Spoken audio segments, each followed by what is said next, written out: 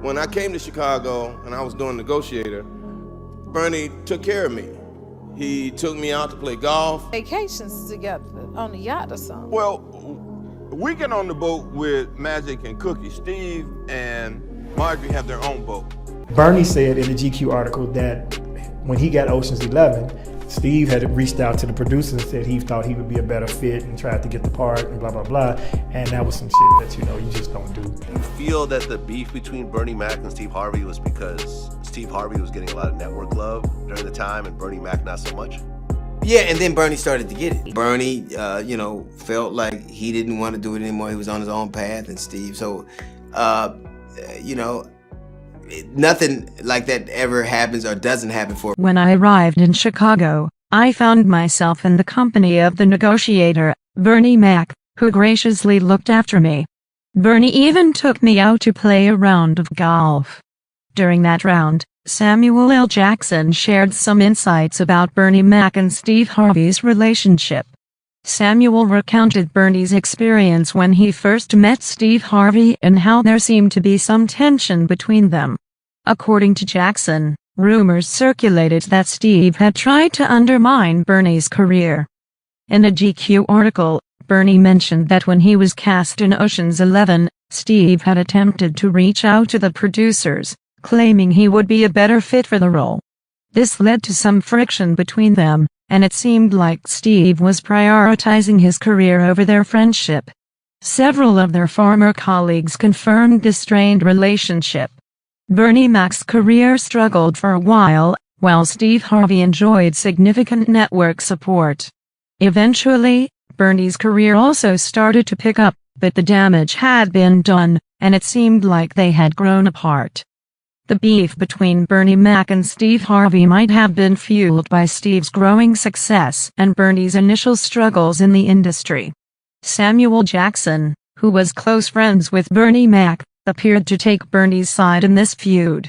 Despite being two prominent figures in the entertainment industry, it seemed that they were far from being friends. Samuel Jackson and Bernie Mac had a close relationship, which made it even more surprising that Jackson had reservations about Steve Harvey. They shared the screen in the movie Soul Men, and Jackson had spoken fondly of Bernie Mac, particularly after his untimely death. However, when Samuel Jackson recounted his accidental encounter with Steve Harvey during a vacation, it became clear that their friendship was not as it seemed. It appeared that Jackson wanted to emphasize that meeting Steve was coincidental, suggesting a lack of genuine connection.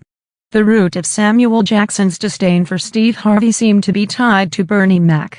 Reports indicated that Steve Harvey and Bernie Mac clashed during the original Kings of Comedy tour. Steve, along with 3 other comedians, including Bernie Mac, achieved legendary status with this tour, but their different styles and Harvey's aggressive stage presence created tension. Steve's smooth but aggressive style contrasted with Bernie's intense and often boundary-pushing humor.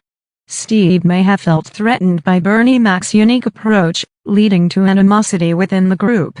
Rumors even circulated that Steve tried to steal movie roles from Bernie, which deepened the rift. Despite their professional differences, the personal bond between Samuel Jackson and Bernie Mac remained strong.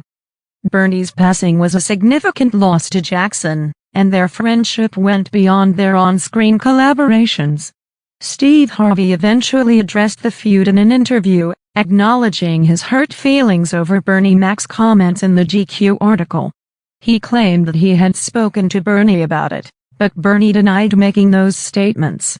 After Bernie's passing, Steve found closure through Bernie's widow, Rhonda McCullough, and a tribute to Bernie was held, declaring November 14th as Bernie Mac Day in Chicago. However, many fans remained skeptical of Steve Harvey's sincerity, pointing to various controversies in his career, including allegations of infidelity, his abrupt talk show cancellation, and a memo asking staff to leave him alone. These incidents contributed to a negative perception of him and cast doubt on his role in the feud with Bernie Mac. In the end, the true nature of the feud between Bernie Mac and Steve Harvey remains unclear, and opinions on Steve Harvey's character vary among fans and observers.